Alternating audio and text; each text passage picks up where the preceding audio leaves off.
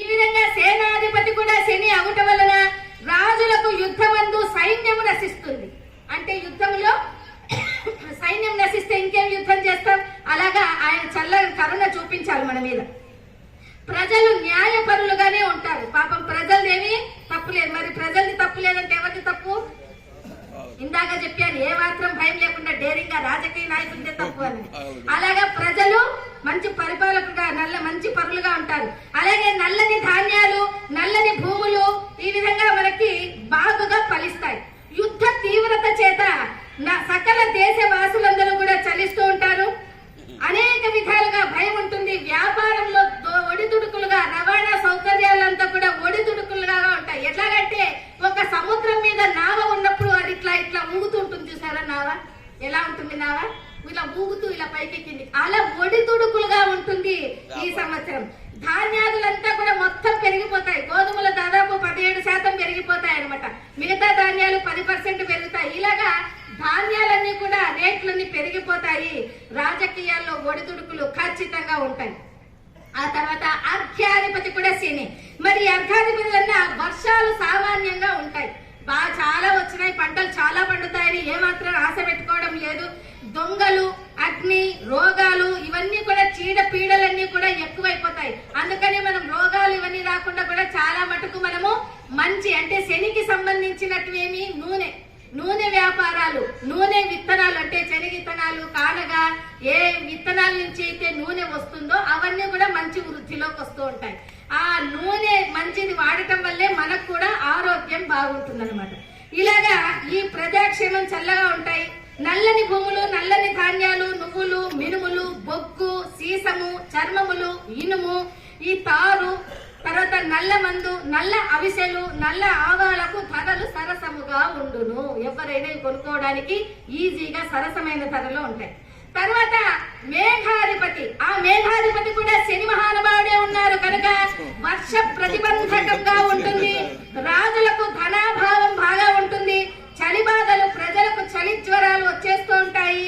ఆహార ధాన్యాల కొరత, వ్యాధులు ప్రబలుట జరుగుతూ ఉంటాయి.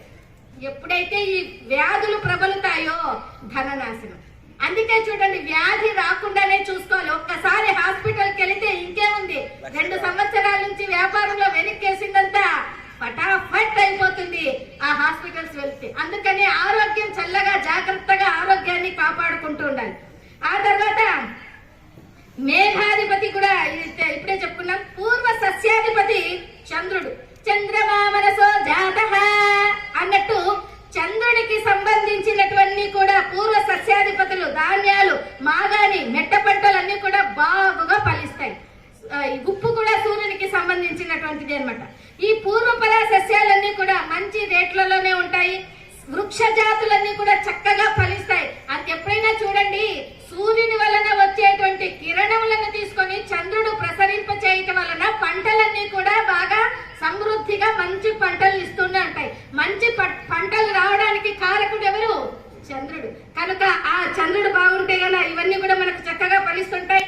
చింతపండు, మామిడి పండు, పనస, నారింజాది ఫలాలన్నీ కూడా, గోధుమలు, మంచి ధాన్యాలు, జొన్నలు, సజ్జలు, చెరకు, ఉప్పు, తమలపాకులు మొదలగునవి ధరలన్నీ కూడా సరసముగానే ఉంటాయి.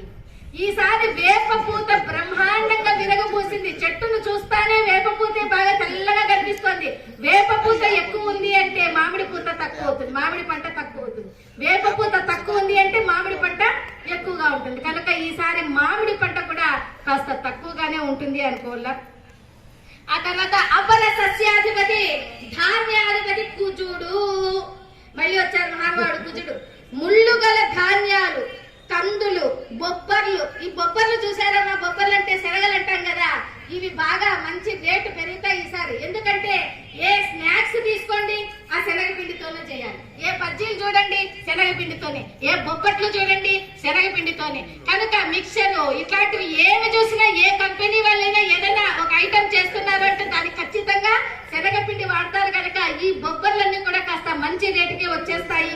అలాగే ఎర్రని ధాన్యాలు, ఎర్రగా ఉండేటువంటి కందులు, బొబ్బర్లు, మిర్చి, వేరుశెనగ, ఎర్రని ధాన్యాలు, ఎర్రని భూములు ఫలించుతాయి. మంచి ధాన్యములకు చెరకు, బెల్లము, పంచదార, నెయ్యి, నూనె గింజలు, నూనె, వేరుశెనగ, ఆముదము ధరలు పెరుగును. ఇందాకే చెప్పుకున్నాం మనం, శని మహానుభావుడు కూడా ఉన్నారు కాబట్టి నూనెల ధరలు పెరుగుతాయనని. ఆ విధంగా ఆహార ధాన్యాలకు కూడా ధరలు పెరుగుతూ ఉంటాయి. ఎలాగా అంటే మనకు కొద్ది నెలలు పోతే ఇక కూరగాయలు కొనుక్కోవాలంటే బ్యాగుకు ఒక బ్యాగు నిండా డబ్బులు తీసుకపోతే ఒక కవర్ లో కూరగాయలు వస్తాయి. ఇంతకు ముందు ఎలా ఉండేటివి, ఏదో కవర్లోనో పర్సులోనో డబ్బులు తీసుకపోతే ఒక బ్యాగులో కూరగాయలు వచ్చేటివి. మరి ఇప్పుడు బ్యాగులో డబ్బులు తీసుకుపోతే కవర్లో కూరగాయలు వస్తాయి. అంటే అంత రేటు పెరిగిపోతాయి కూరగాయలు అన్నమాట. అందుకనే మన వాళ్ళంతా ఇప్పటికే నేర్చుకునేసారు. డాబాల మీద హాయిగా ఇంట్లోనే పంటలు పండించడం, చిన్న చిన్న ఆకుకూరలు పండించడం. నవ్వుతున్నారు మా ఆడవాళ్ళందరూ కూడా, ఎందుకంటే చాలా మంది బాల్కనీలో తోటలు పెంచేస్తున్నారు ఈ కాలంలో. ఏ ఊర్లో, నేను చాలా ఊర్లలో చూశాను. కనుక అలాంటి వాళ్ళంతా కూడా మహా సంతోషంగా ఫీల్ అయిపోతా ఉంటారు. ఈ రసాధిపతి ఈ కాలంలో అంటే ఈ సంవత్సరంలో గురువు రసాధిపతి. అంటే ఏమేమి అంటే మనకి బెల్లము, పట్టు, ప్రత్తి, పంచదార, చెరకు, వస్త్రాలు ధరలు తగ్గి అందుబాటులో ఉంటాయి. బంగారు, వెండి ధరలు పెరుగుతాయి. కనుక ఇంకా ఇప్పుడు తీసుకోవాలనుకునే వాళ్ళే గట్టిగా రేపు నీ వారిని పట్టుకోండి, నాకు వడ్డానం చేయిస్తావా లేదా, మళ్ళీ ధర పెరుగుతుంది అని అడగండి. ఖచ్చితంగా మీ ఆయన మీకు మీ మాట విని మీకు అందరికీ వడ్డానాలు, వంకీలు శాంక్షన్ చేసేస్తారు. ఇప్పుడే అడగద్దండి దయచేసి, మళ్ళీ ప్రవచనం పోయి ఉగాది పంచాంగ పట్టణం వినలేదు అనమాట. కనుక బంగారం అంతా కూడా బాగా ధరలు పెరిగిపోతాయి. ఖచ్చితంగా 12% అయిన ధర పెరుగుతుంది బంగారానికి. అదేవిధంగా నీరసాధిపతి కుజుడు. పుష్ప వృక్షాలు, ఫల వృక్షాలు, ఫల పుష్పాలంతా కూడా మంచి బంగారు, పనులు, రక్త చందనము, కట్టెలు, వీటికంతా కూడా ధరలు హెచ్చులైపోతాయి. ఆ తర్వాత మిర్చి, పొగాకు, ఇనుము, ఉక్కు,